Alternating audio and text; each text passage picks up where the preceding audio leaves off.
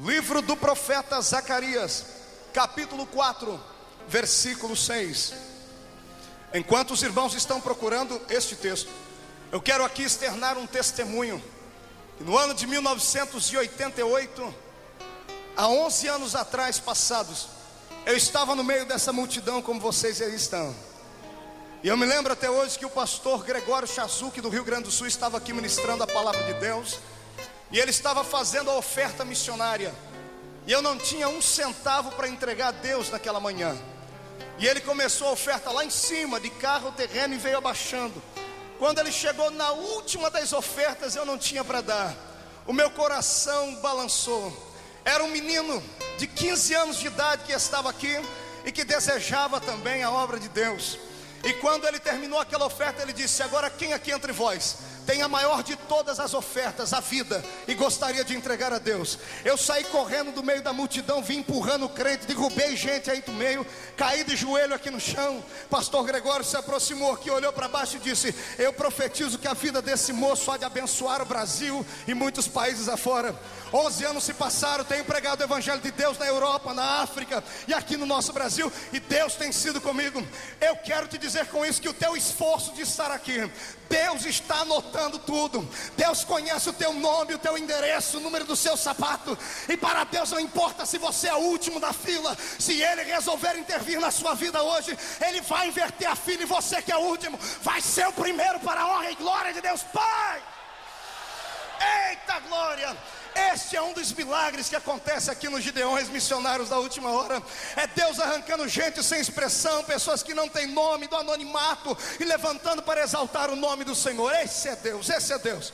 Livro do profeta Zacarias, capítulo 4, versículo 6. Está escrito aí no texto sagrado: e respondeu e me falou dizendo: esta é a palavra do Senhor a Zorobabel, dizendo: não por força, nem por violência, mas pelo meu espírito, diz o Senhor dos exércitos. Eu vou repetir a leitura, que está escrito assim: e respondeu e me falou dizendo: esta é a palavra do Senhor a Zorobabel, dizendo: não por força, nem por violência, mas pelo meu espírito, diz o Senhor dos exércitos.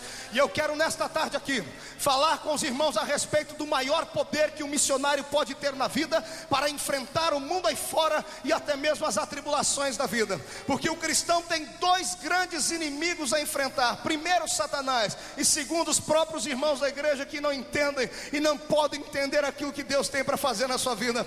Quando eu vejo um Gideão aqui chorando, quando eu vejo um desses pequeninos de Deus saltando, gritando, pulando aqui, e olho para o rosto de muitos crentes, até muitos aqui no púlpito, que olham para eles e torcem o nariz e dizem assim: meu Deus, quanta meninice, para que tudo isso? Eu me coloco no seu lugar, porque eu também já fiz isso muitas vezes.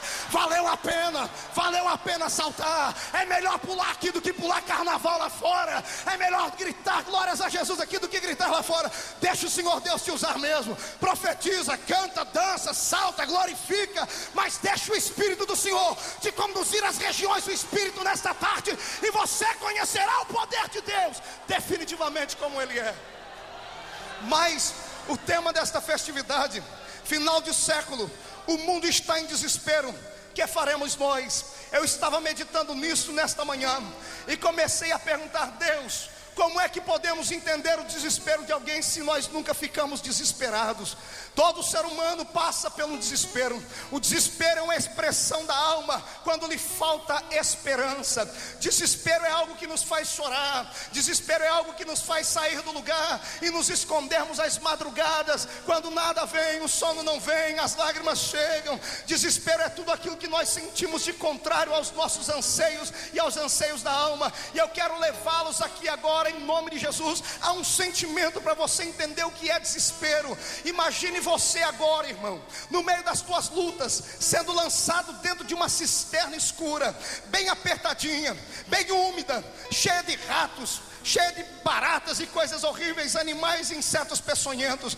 Imagine você jogado no fundo do poço, quando do seu lado esquerdo e lado direito nada tem para te fazer consolar. Você está jogado ali às traças, como que esperando a morte chegar, e o desespero vem e você grita e ninguém escuta. Mas de repente você olha para cima, lá naquela luzinha que ficou do lado de cima da cisterna, e vê o vulto de uma pessoa chegando. E quando você vê aquele vulto de uma pessoa chegando, a primeira coisa que vai acontecer com você é a alegria, porque a esperança começa a nascer. Há sempre uma luz no fundo do túnel, e todas as pessoas que olham para cima esperam um socorro que vem do Todo-Poderoso Deus dos exércitos. Mas imagine você que no meio da esperança, você olha para cima e grita àquele que lá está: por favor, jogue-me uma corda aqui. E a pessoa grita lá de cima dizendo: eu não posso, porque eu não tenho os meus braços, eu tenho os 2 braços amputados. Imagina o desespero, sabendo que a esperança bateu a porta, mas ninguém pôde lhe ajudar.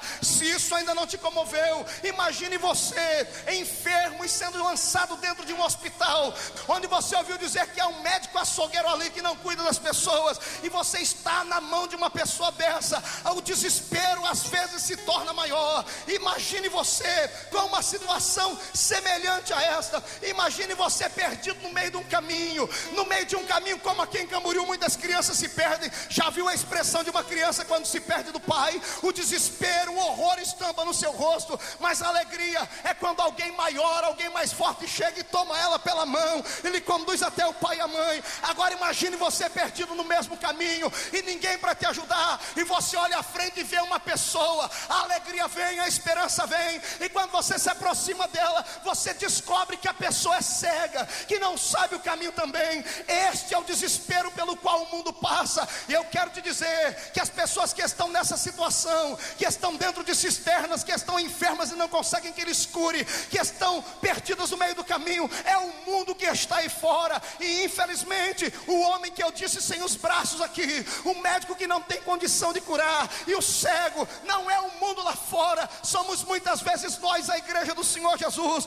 que temos o nosso coração a palavra da verdade, que falamos que somos pentecostais e acreditamos no poder de Deus, mas não transmitimos isso às pessoas. Chega de viver um evangelho barato, chega de viver um evangelho apenas de palavras. Precisamos começar a operar no Espírito de Deus, caso contrário o mundo não terá esperança. Quando eu olho para a igreja aqui de cima, eu sinto o coração palpitar, porque cada um dos que aqui estão conhece o que é o poder de Deus, ou pelo menos deveriam conhecer. Mas por onde eu tenho ido, a lâmpada do Espírito já está apagada. Muitas igrejas o Espírito não pode mais operar, e eu convoco a igreja para uma obra missionária dentro da própria igreja. Mas nesta tarde, se Deus encher aqui pelo menos meia dúzia de Gideão com o Espírito, nós vamos detonar as portas do inferno, e Deus vai voltar a reavivar o seu povo.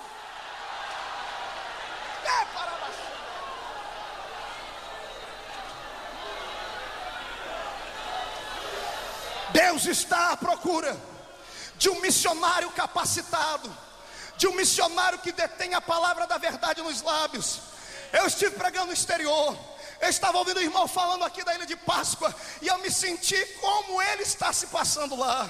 Quem já foi para o exterior para uma obra missionária sabe o que é isso. Quando eu cheguei em Angola, em Luanda, fiquei 4 dias trancado ali dentro de um quarto em jejum e oração. Satanás me visitou umas 4 vezes à noite, se materializando. Ali não tem mamãe para te escutar, ali não tem ninguém. É você, Deus, e o povo que está faminto lá fora. São feiticeiros te rodeando. Eu preguei em um culto lá com mais de 3.000 pessoas, e uma macumbeira foi fazer trabalho de feitiçaria dentro da igreja. A audácia que aquele povo tem. E aí eu olho aqui para cima e vejo que aqui não tem nenhum macumbeiro, mas pelo menos tem crente cheio do poder, que tem medo de manifestar a sua graça, tem medo de expressar o poder da sua alma, tem medo de dizer aos homens que ele é pentecostal de carteirinha mesmo. Ele canta, pula, grita, planta bananeira, diz que Jesus é bom, e deixa o Espírito de Deus se apossar. Devemos deter a palavra da verdade, temos que ter poder, senão não adianta. Vocês assustaram, né, irmão? Olharam para esse menino aqui, disseram: o que é isso aí? O pastor Cisino ficou louco, deixar um menino de 26 anos pregar aí? Pois é, irmão, sou um menino só por fora, por dentro tem um homem de Deus escondido aqui, que pode te levar hoje a uma experiência pentecostal genuína.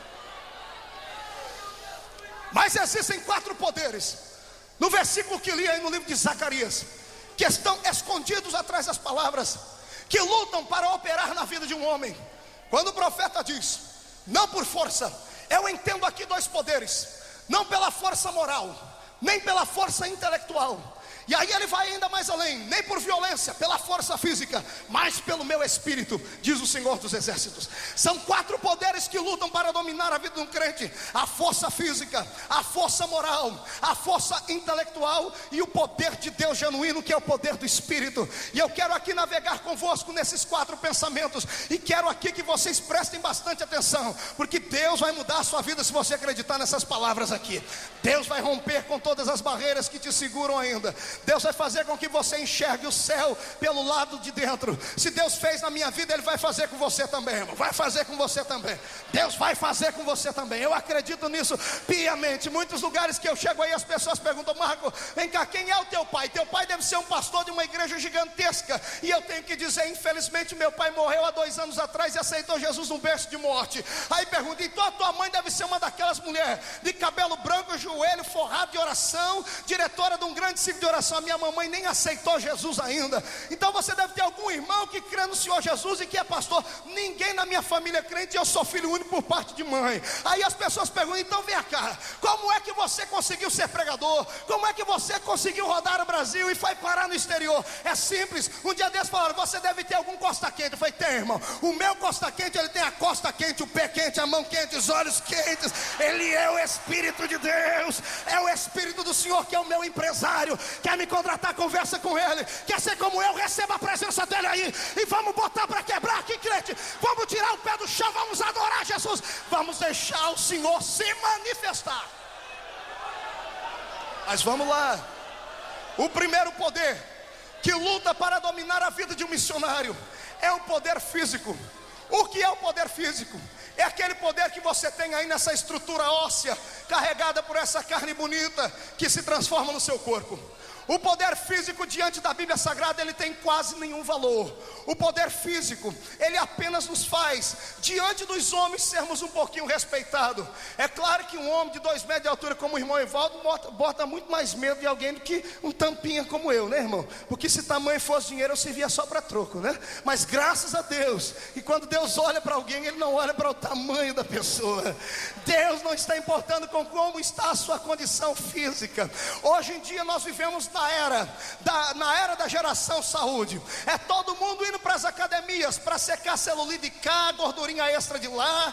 E eu confesso aos irmãos que até eu tenho um aparelhinho daquele que faz assim abdominal em casa, porque ninguém é de ferro. Quem não quer perder barriga, quem não quer ficar esbelto para poder dar uns pulinhos no púlpito e pregar, não é verdade? Mas eu quero dizer a você que esse poder físico para Deus nada adianta, ou quase nada não adianta. Porque Deus, quando olha lá do céu para cá, Ele não olha para esse invólucro humano. Deus olha para dentro da sua alma, e é a sua alma que conta diante dEle. Tu precisa ter nessa tarde é a unção da graça, do poder espiritual que pode mover a sua vida. Senhoras e senhores, Satanás não tem medo de homem e mulher que faz academia. Satanás não tem medo de homem e mulher que malha o dia inteiro. Satanás começa a temer sim aqueles que frequentam a academia do Espírito de Deus. A academia do Espírito de Deus tem uma aeróbica diferente. É assim, nós podemos levantar a mão, levantar o pé e gritar glória a Jesus, que isso é muito bom.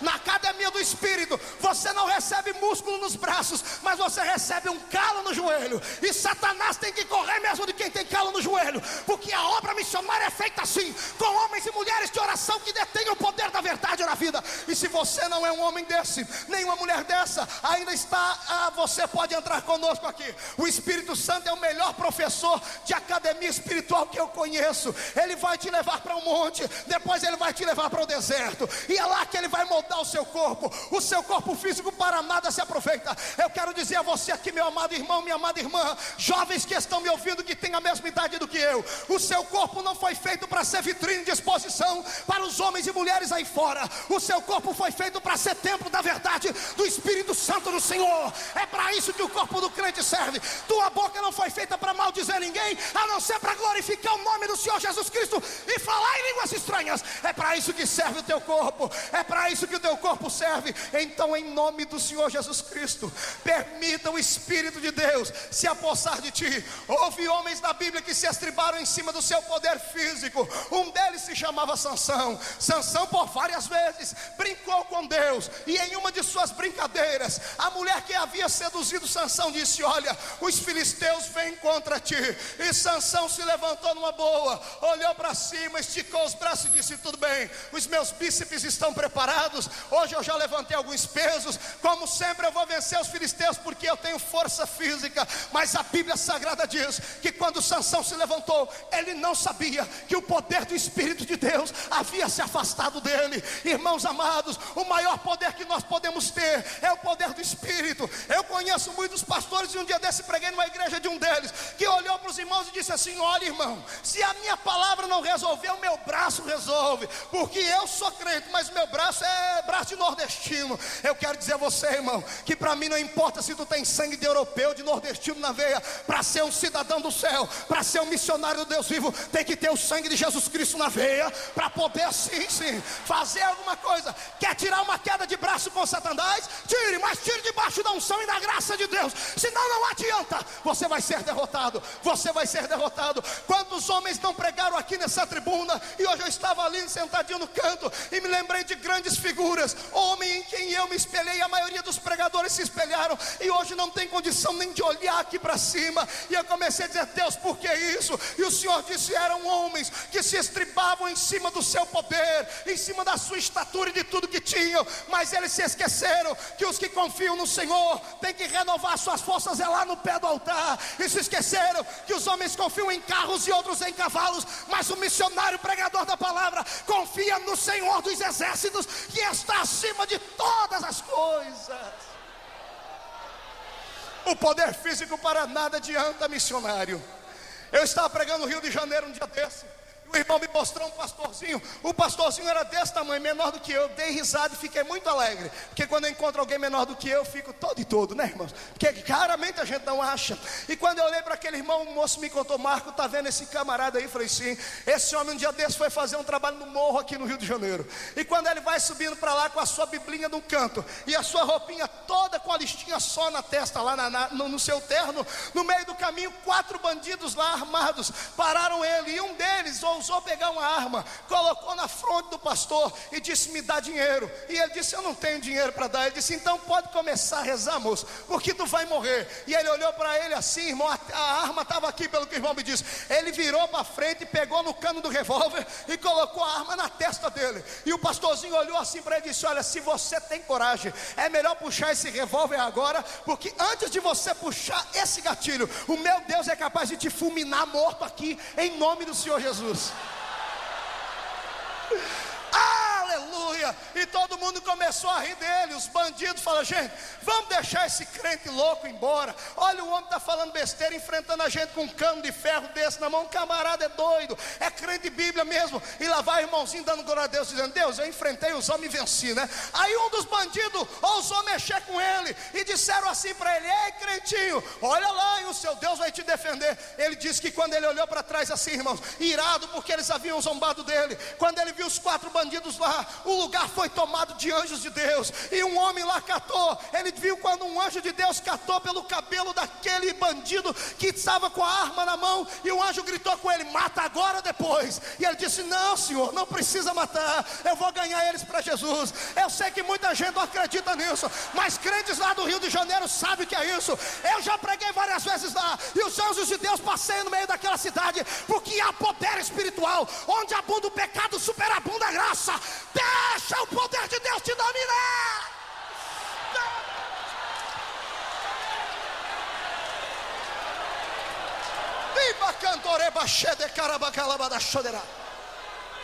E não adianta ficar me olhando com esse olhão seco parecendo coruja, não. Que é isso mesmo, irmão. Crente para ser crente, Gideão para ser Gideão, tem que ter fogo dentro da sua buzina, tem que ter fogo aí dentro do seu cântaro, tem que ter fogo nos olhos, fogo nos pés. Receba em nome de Jesus mais poder, se você acredita nisso. Tem que ter poder, irmão. Tem que ter poder. Tem que ter unção divina. Missionários, Gideão, pastores, temos que ter unção divina. Muitos pastores se perguntam por que os Gideões conseguem arrancar tanto dinheiro do povo. E ontem eu estava meditando disso e eu descobri que na minha igreja ninguém contribui. Agora chega aqui nos Gideões, os irmãos dão até sapato, meia, camisa, e lá na igreja não dá nem um centavo. E eu descobri isso ontem à noite, porque eu fui comer num restaurante e eu vi que quanto mais cara a comida, mais gostosa ela é. E semana passada eu comprei um marmitex desse de R$1,99, irmão. O cheirinho estava bom, sabe? Mas quando eu dei uma mordida, veio 2 cascalhos de pedregulho que quase me quebrou os dentes. E eu comecei a entender. Sabe por que ninguém contribui na sua igreja? Porque você dá uma comidinha ralé, uma comidinha simplesinha, uma comidinha de R$1,99. Aqui no Gideão não, o povo aqui só come comida 5 estrelas. Aqui o restaurante de Jeová vem quentinho lá do céu. É por isso, porque aqui pregador tem que orar, não tem, pastor Luiz Antônio? Tem que orar, tem que jejuar, tem que ter graça para pregar. Você quer esse poder sobre a sua vida aí, irmão?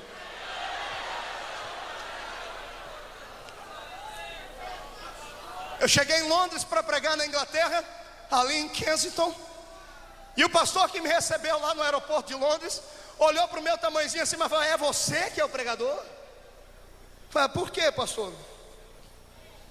Porque o pastor lá é desse tamanho assim. E ele falou: então vamos pregar lá na minha igreja. Cheguei na igreja dele lá, olhei para aquele povo, e ele disse: Marco, vamos ter uma reunião antes aqui.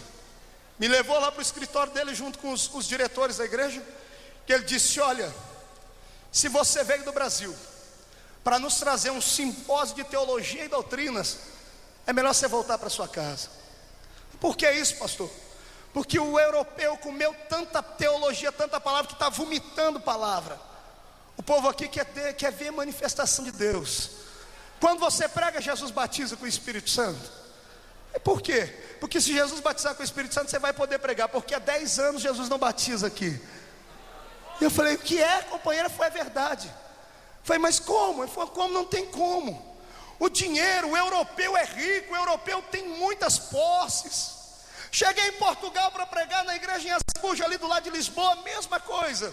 Fui pregar no púlpito, o pastor me chamou do lado e disse assim, só que ele foi mais na carne, né? Ele disse: irmão, o irmão vai pregar, o irmão é brasileiro, nós conhecemos brasileiro, né? Brasileiro tem sangue latino, pula, grita. Os europeus não, os europeus são mais fechados, os europeus são um povo mais clássico, os europeus são um povo mais estudado, o europeu fala 3, 4 idiomas, e o meu povo aqui, eles ouvem bastante, eles não são muito de se expressar. E eu peguei o microfone para pregar.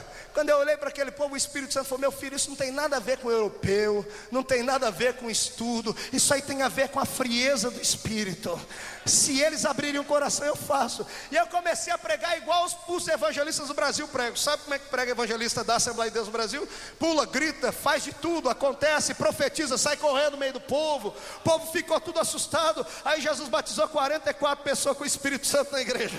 Aí o pastor português olhou para mim e disse: meu amigo, onde foi que você aprendeu a batizar o povo com o Espírito Santo? Eu caí na risada. Eu falei: irmão, eu estou em que igreja? Assembleia de Deus, sim. Falei: quantos crentes tem a Assembleia de Deus de Portugal? Ele me disse: 15 mil membros de costa a costa. E eu falei: meu Deus, 15 mil membros é o que tem o meu campo lá no interior de Ribeirão Preto, onde eu congrego. E eu falei: em Portugal inteiro. E ele disse: Marco, nós estamos aqui debaixo de frieza. Os pregadores de fogo que chegaram aqui, os pastores colocaram no banco. Lá não pode se profetizar. E os crentes que profetizam foram colocados no banco. Aí depois ficam dizendo: não, é que as coisas mudaram, é que a Igreja Universal chegou lá e tomou conta. Não é nada disso. É que falta o Espírito de Deus na vida de todos. O Espírito Santo já não tem mais liberdade. O Espírito do Senhor não pode levantar mais o profeta que eles mandam calar a boca. Mas eu quero dizer a todos os gideões missionários aqui: se todos aqui neste ano saírem daqui com o propósito de serem uma atalaia na casa de Deus, vão começar a pôr fogo no Brasil inteiro.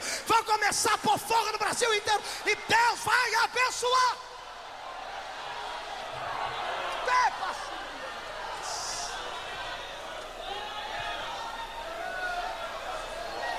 Mas ainda tem o poder moral.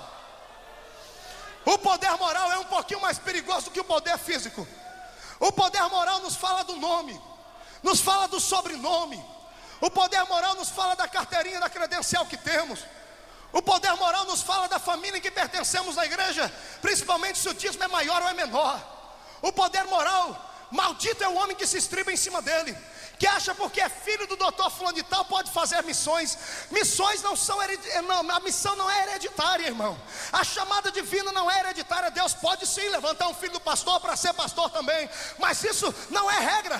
Essas coisas podem acontecer como não podem acontecer. Ninguém aprende a ser obreiro, missionário, nem pastor atrás de uma mesa. As pessoas aprendem a ser isso no meio do povo, e principalmente se for um povo pentecostal. Se não for, não adianta. Nós precisamos, nesta hora final, tomarmos a nossa bandeira da fé e levantarmos por esse Brasil inteiro e tirarmos os ditadores que têm barrado a unção do Espírito de Deus. Eu sei que isso aqui pode custar o meu pescoço, mas eu tenho que dizer, porque um dia eu estava pregando uma igreja dessas aí, e o filho do pastor foi me atender, e ele me levou para uma igreja, me apanhou no aeroporto. Quando eu cheguei na igreja, uma igreja rica, bonita, toda encarpetada, eu falei 15 minutos e ele me mandou sentar. E eu disse: por quê, irmão? Ele nem conversou comigo. À noite o co-pastor dele lá chegou em mim e disse: olha, você quer continuar pregando aqui? Eu falei: quero. Então anote aí o que você não pode pregar na minha igreja. Eu falei: mas como é que é exatamente? Você não pode falar isso. Não podia profetizar, irmãos, não podia gritar, não podia sair fora do microfone ali, não podia deixar o Espírito me revelar. Eles tinham que ver o esboço da minha mensagem antes. E eu falei: irmão, e se eu não fizer nada disso? Ele disse: olha, ele mandou você sentar, agora ele vai te mandar embora. Me deu uma tristeza na alma, irmãos. E eu falei: meu Deus, essa não é a Assembleia de Deus que eu nasci. Eu sei que eu nasci numa cidadezinha do interior, lá em Orlândia, e o meu povo está aí para o meio espalhado. É uma cidadezinha pequenininha. Não, eu fui crescido na Vila Tatu da minha cidade, de roupinha rasgada, mas a minha igreja era cheia de fogo, tomada na unção do Espírito. Deus tinha liberdade de operar. Eu fui para o quarto de hotel aquele dia injuriado. Eu falei: Jesus, já que não tem jeito, eu vou entrar no ritmo do pastor, porque itinerante que não prega o que o pastor quer, depois ninguém nunca mais convida e ainda fecha a agenda pra gente, né? Só Jesus para guardar. No outro dia eu olhei, acordei de manhã e falei: vou pelo menos aproveitar o café da manhã no hotel, né? Quando eu cheguei no café da manhã, tinha uma mesa lá com um tal de café colonial, irmão, que eu nem sei o que é isso. Lá em casa é só pãozinho com manteiga e um pouquinho de café. E eu fui lá e coloquei uma mesa, enchi, falei: pronto, Jesus, eu não prego na igreja, mas pelo menos vou comer bem. Quando eu fui orar para comer, irmãos, o Espírito do Senhor falou no meu ouvido: você não lembra o que te aconteceu ontem? Falei: lembro. Então volta para o quarto para você orar e jejuar. Volta lá para o quarto. E eu olhei para aquela mesa de café, dei uma lambida nos beiços, e eu falei: então até logo o cafezinho. Voltei para o quarto e orei. Na hora do almoço estou eu descendo lá, e tinha muita carne assada. O cheiro do restaurante chegava lá no apartamento onde eu estava. Quando eu abri a porta do restaurante, olhei assim, era carne que voava para tudo quanto é lado. Meu estômago já estava nas costas mesmo. Falei: é hoje, Jesus, obrigado. Quando eu dobrei, eu sentei ali na mesa, fui fazer a oração de agradecimento. O garçom parou para esperar eu fazer a oração, e quando eu terminei de orar, o Espírito do Senhor falou: o que você está fazendo aí ainda? Falei: Senhor, estou com fome. Vai para o quarto orar e jejuar, meu filho. Vai orar e jejuar. Eu olhei para o garçom, falei: Senhor, me dá licença, eu vou para o quarto me retirar. O garçom deve ter achado que eu era pneu da cabeça. Quando foi 6 horas da tarde, eu desci para jantar. Aí eu já fui esperto, né? Fui ouvindo: bom, agora ninguém falou comigo, agora eu vou poder jantar. Quando eu cheguei na porta do restaurante, não servimos janta de sábado. Eu falei: oh Jesus, eu te agradeço. Cheguei no culto, irmão, com o estômago aqui atrás. Quando eu dobrei o meu joelho lá no púlpito, o Espírito do Senhor veio sobre mim. Ele me encobriu como um manto de glória e disse: filho, eu vou fazer aqui hoje coisas que há 10 anos eu não faço nesse lugar, porque a minha presença precisa voltar.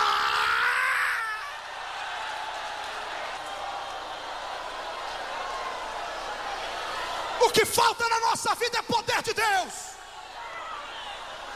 é unção e autoridade de Deus.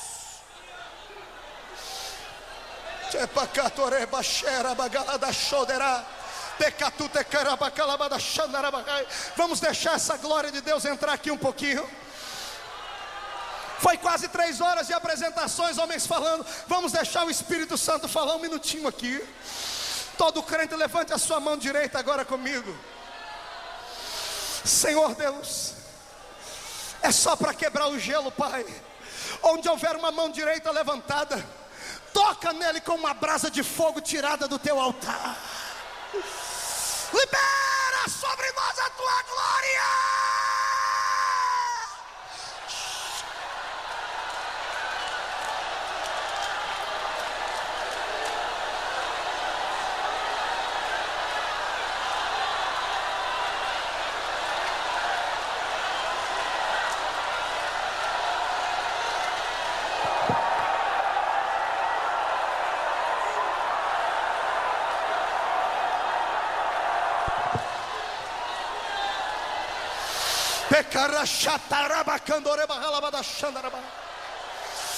Querido obreiro de ministério que é mais velho do que eu, não fique constrangido em dar glória a Deus quando um menino prega, não.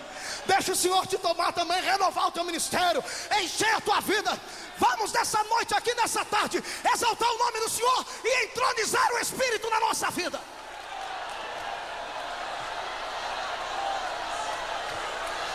Oh, aleluia. Escute-me aí mais um pouquinho. O poder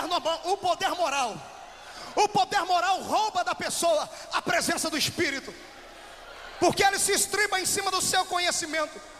E há um exemplo claro disso no livro de Atos dos Apóstolos, no capítulo 19, quando um homem chamado Cefas, um certo sacerdote principal ali dos judeus, ele tinha 7 filhos. E esses seus 7 filhos, a Bíblia diz que eles eram profetas de carteirinha, encomendados, profecia por encomenda. E esses 7 moços, eles se estribavam primeiramente porque eram filhos de um sacerdote. Eles achavam, porque eram filhos de sacerdote, podiam profetizar, podiam expulsar, podiam fazer obra missionária por engano. E Deus nunca aprovou isso. Deus nunca aprovou isso. Existem muitos filhos de Eli por aí, Ofni e Finéias, que jogam para o ar com as 2 mãos o que os pais custaram com 2 joelhos no chão para conquistar. Eu conheço isso e você conhece também. Tem crente que viajou 3.000 quilômetros para vir aqui, porque lá na igreja dele ele não tem liberdade. É por isso que chega aqui, ele pula e faz o que tem que fazer. E se eu fosse você, eu faria a mesma coisa, irmão. Faria mesmo. Eu faria a mesma coisa. Lá estão os 7 filhos de Cefas, e eles partem para cima de um homem endemoniado. E a Bíblia diz que quando eles chegam perto do endemoniado, eles fazem 3 coisas.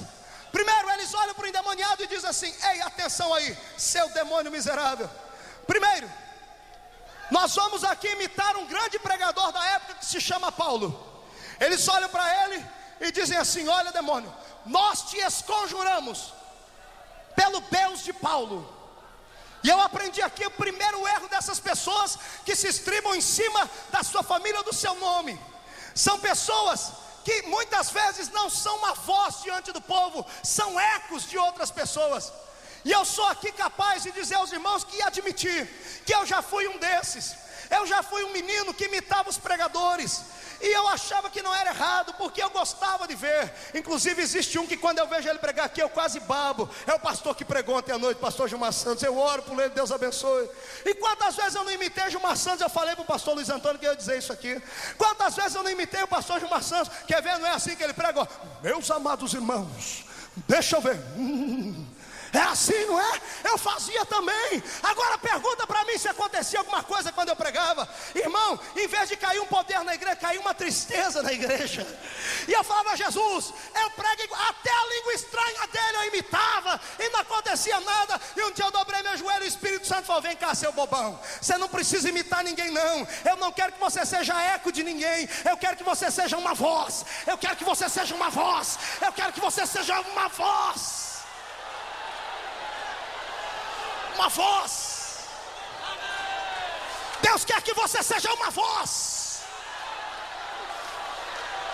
E eu dizia: Deus, eu não tenho tamanho de pregador, eu não tenho padrinho, eu não tenho nem voz de pregador. A minha voz é uma verdadeira taquara rachada. E o Senhor disse: mas você tem a minha presença, e a minha presença faz a diferença.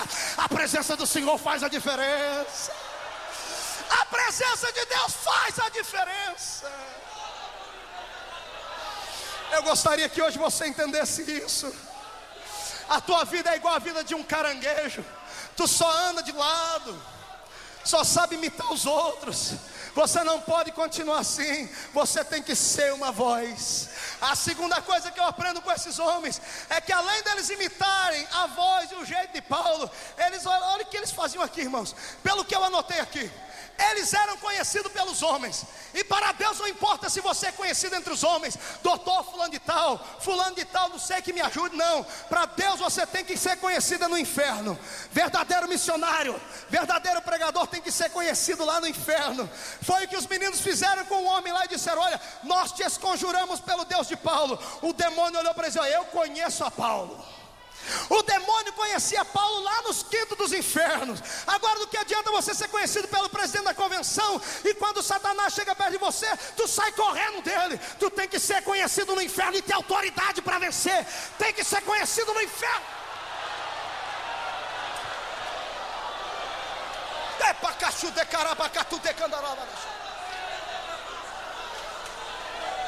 O dia que eu fui embarcar para a África, eu fiquei 6 dias no Rio de Janeiro para o consulado me liberar o visto, porque o raio do cônsul lá, ele era macumbeiro. E quando ele viu a Assembleia de Deus escrito, e junto com o carimbo do Ministério da Cultura de Angola, ele não quis me deixar ir. Ele arrumou defeito no meu nome, arrumou defeito no número do meu passaporte, arrumou defeito nos dias que eu ia ficar lá, arrumou defeito em data. Eu sei que foi uma semana de prova. No último dia eu sentei lá dentro daquele consulado e disse: Deus, se tu é Deus mesmo, eu invoco agora aqui a presença do anjo lá de Angola, porque cada nação tem um anjo. Senhor, eu quero que o Senhor mande aqui aquele anjo criolão bem forte, 2 metros de altura, com aqueles bíceps assim, malhados aí no forno de Jeová, e que ele venha aqui com a espada forte e dê um jeito nesse cabra safado aqui, porque eu quero ir pregar o evangelho. Daí a pouco o telefone tocou lá da Angola. Quem era? Um homem muito mais poderoso que ele, ministro da defesa de Angola, o doutor Kundi Payama. Ele ligou para o cônsul e disse: deixa esse menino entrar aqui no meu país, mas não tem nem mais nem menos, deixa ele entrar aqui, senão eu te arranco desse lugar aí. Aí o homem veio para mim, pediu carteirinha. Eu olhei para ele assim, eu olhei para ele e disse: meu amigo, não tem jeito, tu pode ser macumbeiro, eu sou poderoso no Senhor dos Exércitos. Tu pode ter 2 metros de altura e eu sou uma tampinha, mas maior é o que está comigo do que aquele que está com você. A graça, o poder faz a diferença.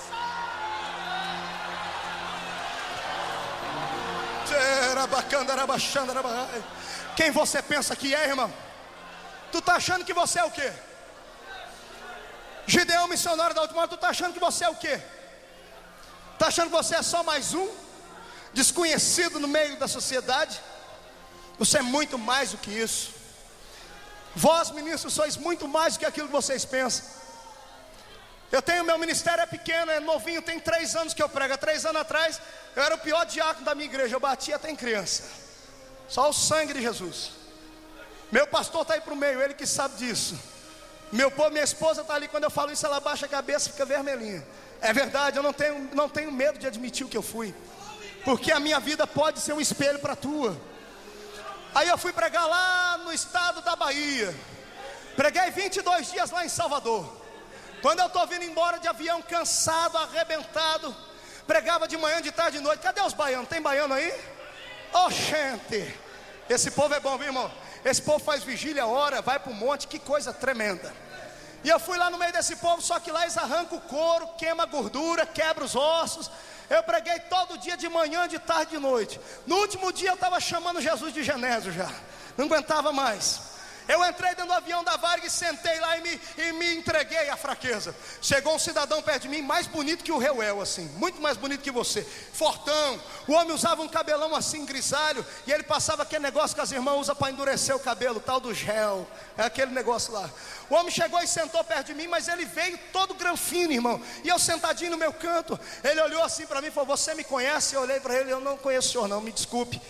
Quando pensei comigo, por que devia conhecer? E ele falou: então me dê licença que eu vou me apresentar. O homem foi lá, ficou em pé no corredor do avião, olhou para mim, ele deu uma arrumada assim na cinta dele, para lá e para cá, passou a mão naquele cabelo e disse: eu sou ministro do Tribunal Superior do Trabalho aqui em Brasília.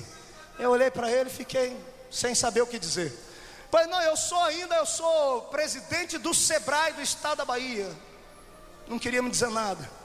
Aí ele falou: eu sou presidente do Comércio e Indústria do estado da Bahia inteirinho. E eu só olhava para ele.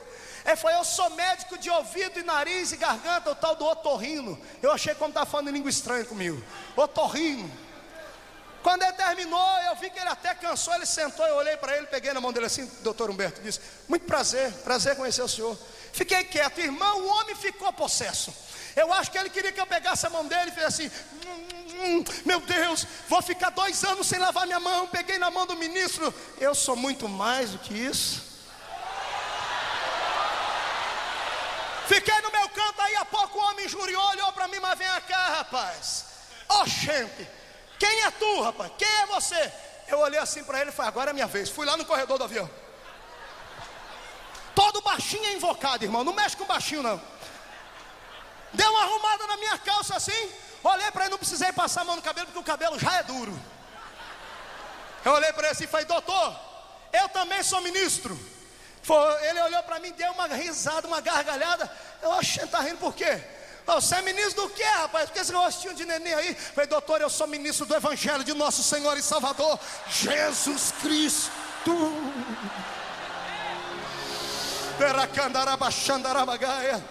Eu sentei ali, o homem abaixou a cabeça de um jeito que começou a sair água do olho dele. Eu olhei e falei: doutor, o que aconteceu? Ele: entrou um cisco aqui dentro. Eu falei: doutor, dentro do avião não entra cisco, não cola. O que está acontecendo? Ele olhou para mim assim: rapaz, eu já sou um homem vivido. Eu tomei café da manhã com a CM hoje. Estou indo para São Paulo numa reunião com o Celso Pitta e Maluf. Daqui 2 dias eu vou estar jantando com o presidente Fernando Henrique Cardoso. Eu tenho uma das maiores fazendas aqui da Bahia. E vou lhe dizer, eu tenho muito jagunço. Nem meu pai me batendo, eu nunca chorei na vida. Agora, o que é que você tem, rapaz? Que quando você disse que é ministro desse tal Jesus aí, aqui dentro tribulou tudo, aqui dentro meu coração apertou.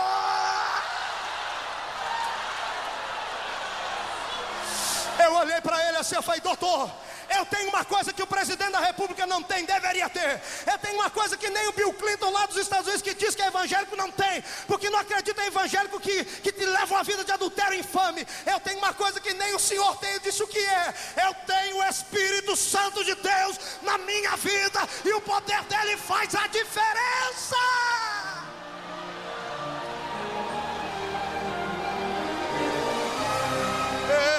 Quem tem o Espírito Santo aí?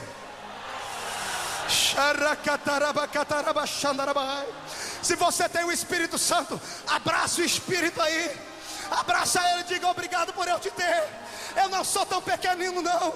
Querido obreiro, o Senhor te conhece porque o Espírito está sobre a sua vida. Não é por causa da tua credencial, é porque a graça de Deus ainda está aí.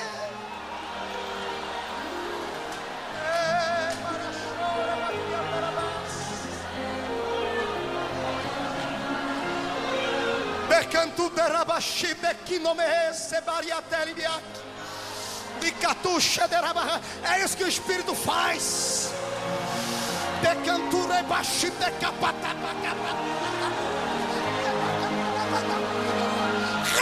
Receba a glória aí.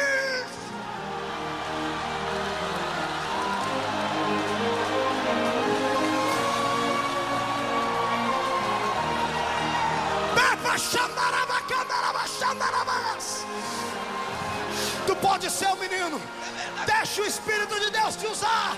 Deixa o Espírito Santo te tomar. Deixa a graça do Senhor vir. Receba poder aí. Receba poder aí. Receba poder aí agora.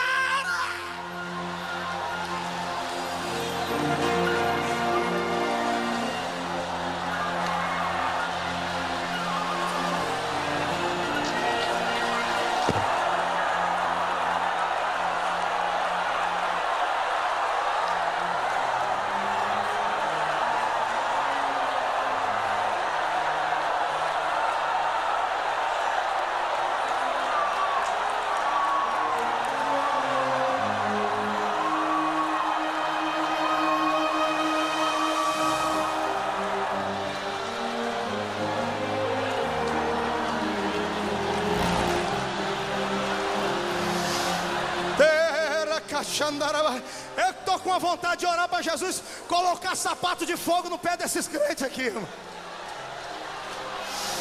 Deixa o Espírito de Deus se apossar de você. Deixa as pessoas olhar para você do jeito que elas quiserem.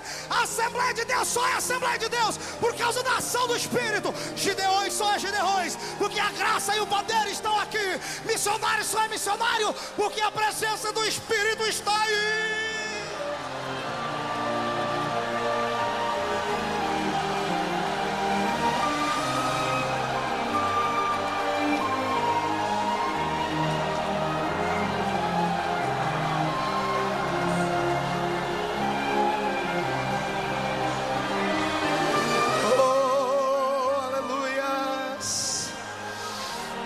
Sinta a glória de Deus. Foi para isso que você veio aqui, os Gideões. Sinta a glória de Deus. Obrigado pela manifestação dos pastores. Obrigado, pastor Nilton. Fogo puro em Lages. Novembro estamos lá pregando em nome de Jesus. Aleluia. Sentem mais um minutinho, senhores.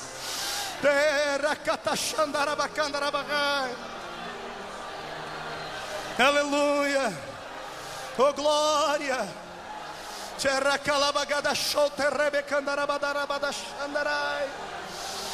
De canton de que paleba su de quitonere andara la magatorebas. De glórias. Obrigado, Jesus. Oh Deus.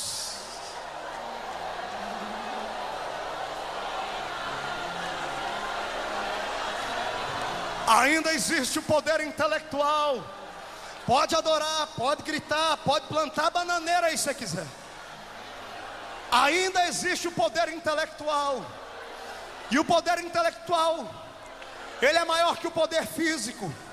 Porque através do poder intelectual, o homem domina o leão. Através do poder intelectual, um homem domina uma massa. Através do poder intelectual, o homem pode fazer muitas coisas. Mas para ser um missionário, este é o último requisito de Deus. Porque Deus não busca homens capacitados, Deus busca homens tomados no Espírito. A capacidade é Ele quem dá.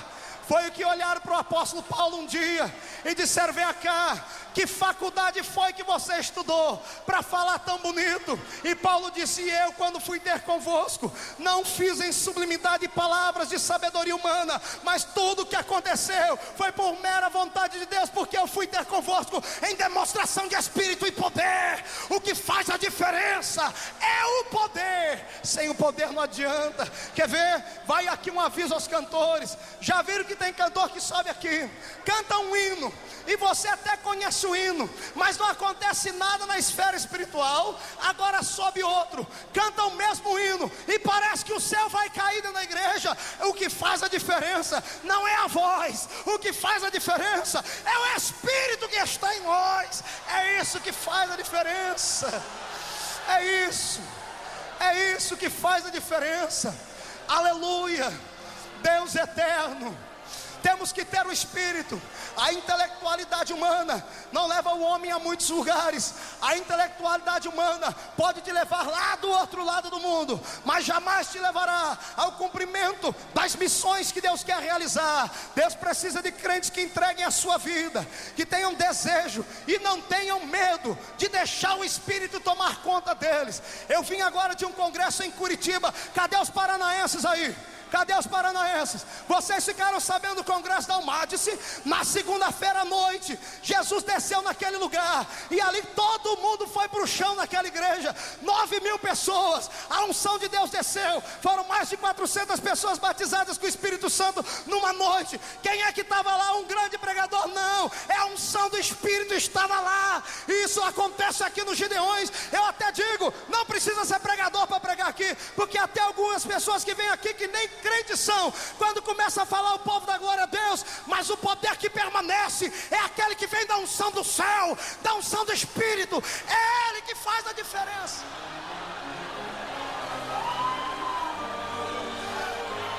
Assembleia de Deus, olhe para mim.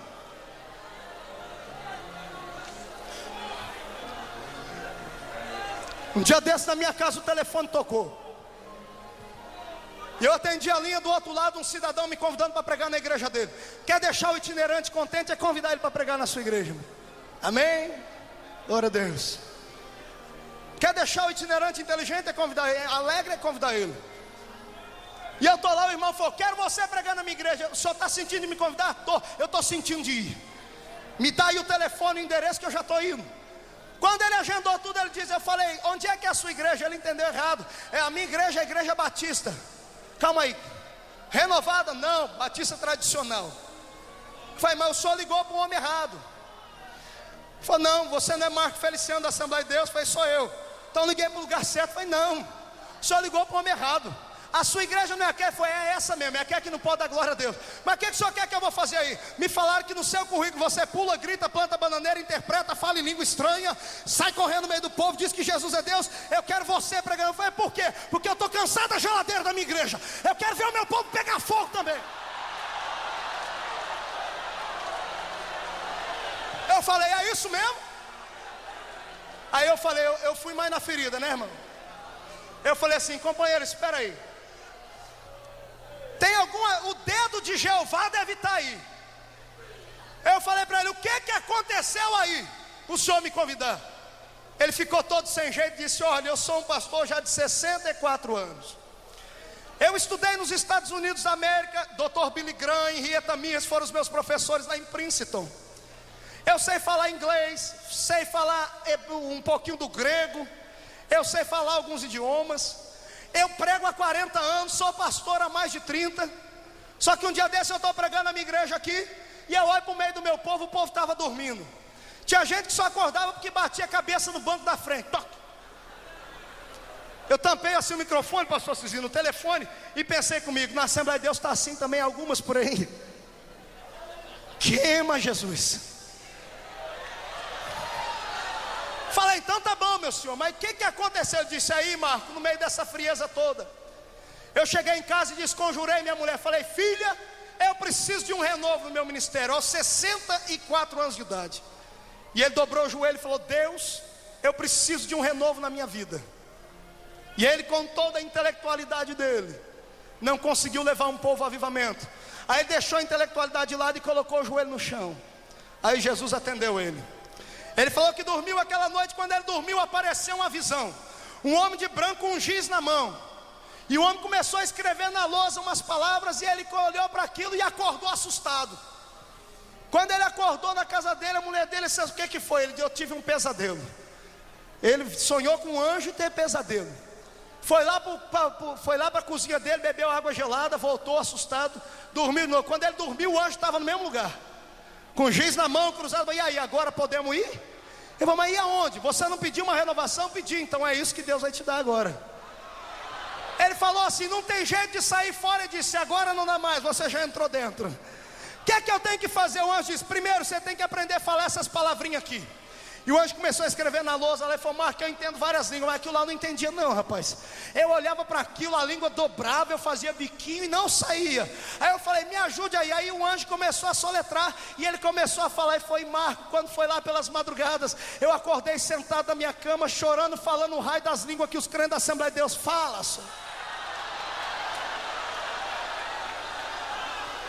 Eu olhei para aquilo. Quando ele me disse isso, o Espírito do Senhor veio no meu coração e disse, meu filho, a que ponto eu cheguei? Eu só faço isso porque o meu povo abandonou a presença do Espírito. Deus está trabalhando de diversas formas, porque você e eu somos os culpados. Muitos aqui têm medo de expressar sua liberdade no Espírito, e muitos não podem ser dignos nem de ser chamados de pentecostais, porque existem 3 tipos de pentecostais. Existem os pentecostais que vivem no Pentecoste só na teoria, já leram na Bíblia sobre o Pentecoste, já viram alguém falar em línguas, já viu alguém profetizar, mas nunca teve uma experiência na vida. Existem aqueles pentecostais que vivem no Pentecoste da saudade. Eles só se reúnem, irmão, como foi bom aquele ano dos Gideões. Lembra 300 anos atrás, quando a irmã Manuela teve aquela visão? Você está pior do que o primeiro. Crente não pode viver de Pentecoste atrasado. Crente não pode viver de Pentecoste de palavras. Crente tem que viver o Pentecoste na experiência, na prática. É no dia a dia, é falando, é sentindo, é gritando, é exaltando o nome do Senhor. Quem lê os livros históricos do verdadeiro povo pentecostal que começaram as missões vão se assustar. Eu li um livro um dia desse de um grande homem chamado Smith Wigglesworth. E ele conta que os cultos na igreja dele, o povo voava. Vocês entendem isso? Os crentes flutuar no ar. Há 100 anos atrás. Falei, meu Deus, aqui os crentes dão um pulinho, o pastor quer mandar eles parar lá na sua igreja. Eu queria ver Jesus fazer crente voar aqui hoje.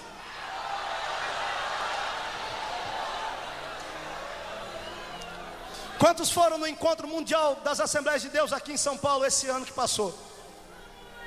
Quantos paralíticos levantaram lá? Quantos cegos viram? E lá tinha quase 1 milhão de pessoas. Aqui nós temos 10%, mas ontem à noite o cego viu aqui. Fazem-se reuniões pentecostais, mas o Espírito não tem liberdade. São troca de favores. Vem pregar o doutor fulano de tal do outro lado da Ásia, da Europa. O sangue de Jesus Cristo tem poder. Precisamos de homens tomados e inflamados na graça.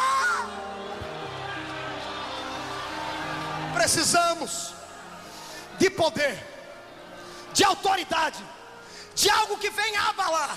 Senão é melhor ficar trancado dentro de casa. Senão é melhor ficar levando essa vida pobre e miserável que você tem aí. Querido obreiro do Senhor que veio aqui a Camboriú, leve essa unção para sua casa, lá para sua igreja. Quem sou eu para lhe dar esse conselho? Sou um menino, como você já disse. Posso não ter nem barba no rosto, mas leve para sua casa essa unção. A Assembleia de Deus nasceu debaixo de fogo e precisa de fogo para continuar subsistindo. Senão nós vamos virar igrejas batistas tradicionais.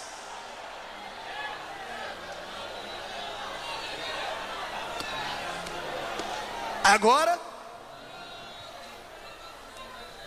tem o último poder. Eu falei do poder intelectual, do poder moral, eu falei do poder físico. Agora eu quero falar do poder espiritual.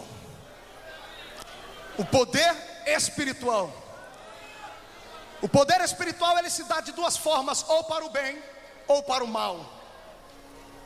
Existem três dimensões conhecidas pelos homens. É a dimensão do espírito humano, é a dimensão do espírito do diabo e a dimensão do espírito de Deus. Cada um opera em sua própria dimensão para fazer aquilo que lhe convém.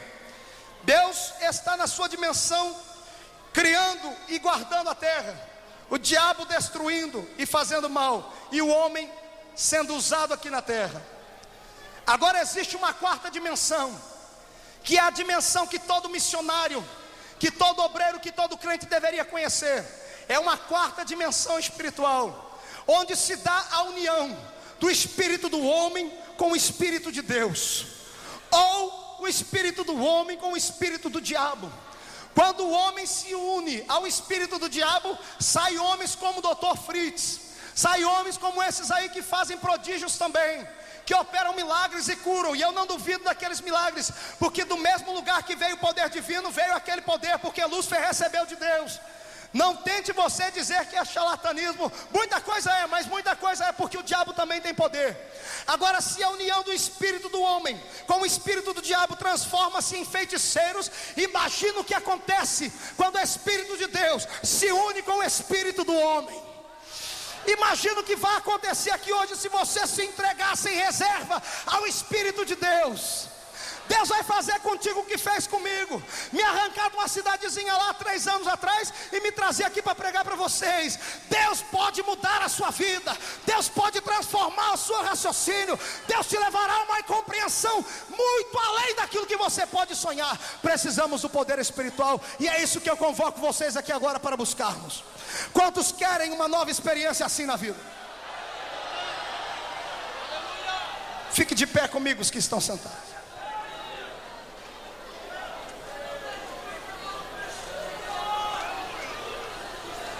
Na última cruzada que nós tivemos ali em Luanda, com mais de 15 mil pessoas no meio da rua, o governo, que não queria me deixar entrar no país, mandou representantes lá para filmar, porque paralíticos levantaram, cegos viram e surdos ouviram.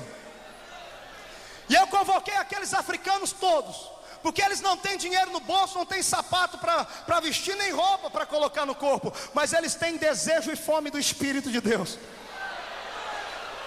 E eu disse a eles: quantos aqui querem ter uma nova experiência com Deus? E 15 mil angolanos no meio da rua levantaram seus braços para cima. E o que Deus fez ali, só a eternidade vai revelar. O culto começou às 2 da tarde, era 10 horas da noite, estava todo mundo no meio da terra, ao ar livre. Eles batiam os pés no chão, a poeira subia de cá, a glória descia de lá. Pastor Francisco me ligou esses dias: sabe para onde é que aqueles africanos estão mandando missionário? Para os Estados Unidos da América. E eu falei: mas como pode, pastor? Vocês não têm dinheiro. Ele disse: nós não temos dinheiro, mas nós temos uma nova experiência do Espírito que você nos ensinou. Estamos indo para a América pregar o Evangelho. Vocês querem uma nova experiência com Deus? O que você tiver na mão, vê se tem jeito de colocar no banco aí. Pastores também.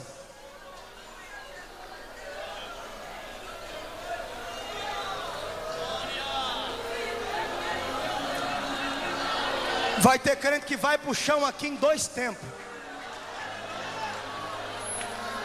Pessoas aí do lado de fora do ginásio se segurem, porque a graça da unção de Deus vai vir sobre ti. O poder de Deus virá sobre esse ginásio aqui agora, como sempre vem. Mas hoje ele vai vir de uma maneira diferente aqui. Todo Gideão missionário, levante as suas 2 mãos para o alto abertas. Abra as suas mãos. Pastores,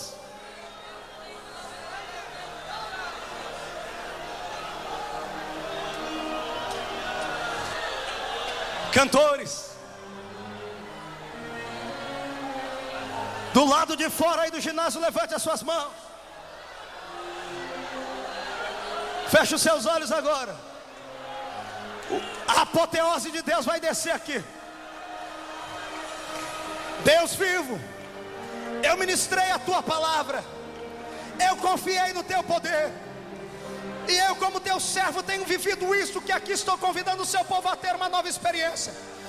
Se o Senhor é Deus, se o Senhor é Deus, se o Senhor conhece o coração deste homem no púlpito deste homem aí no meio da igreja, se o Senhor quer aqui agora fazer uma coisa nova, porque eles querem, onde houver uma mão levantada, passa o teu vento ali agora, Pai. Passa o teu vento ali agora. Espírito de Deus, pegue na mão desse crente, una o espírito dele contigo agora. Agora, agora, agora, agora, agora, agora, agora, já.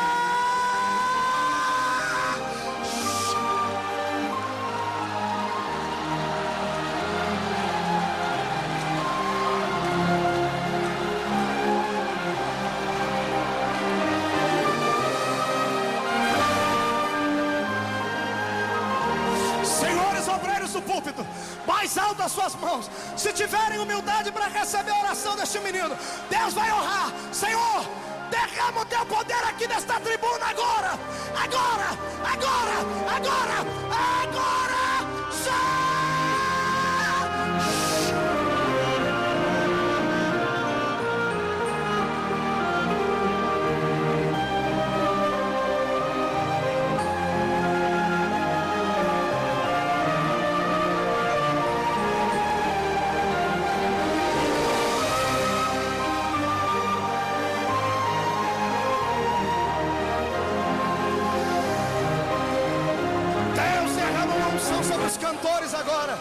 Sobre os cantores agora, em nome do Senhor Jesus Cristo, receba a unção do Senhor aí agora, para ter a sua vida transformada em outra vida. Agora, agora, agora, todo cantor aí seja tomado pelo Espírito. Agora.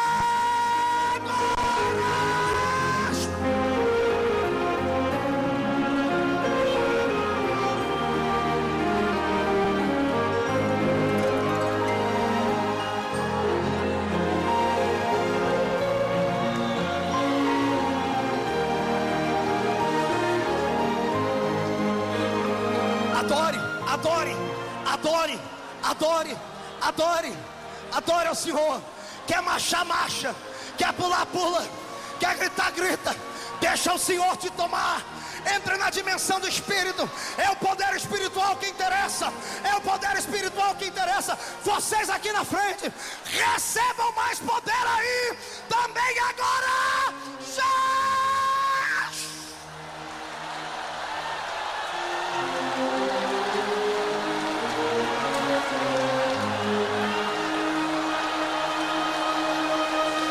Elias Silva está aí? Cadê o hino? Vem cantar o hino. Vamos entrar no céu pelo lado de dentro, senhores. Vamos tirar o dedão do fundo do rio. Vamos tirar o dedão do fundo do rio. Vamos deixar o Espírito nos fazer navegar. Vamos nadar na graça.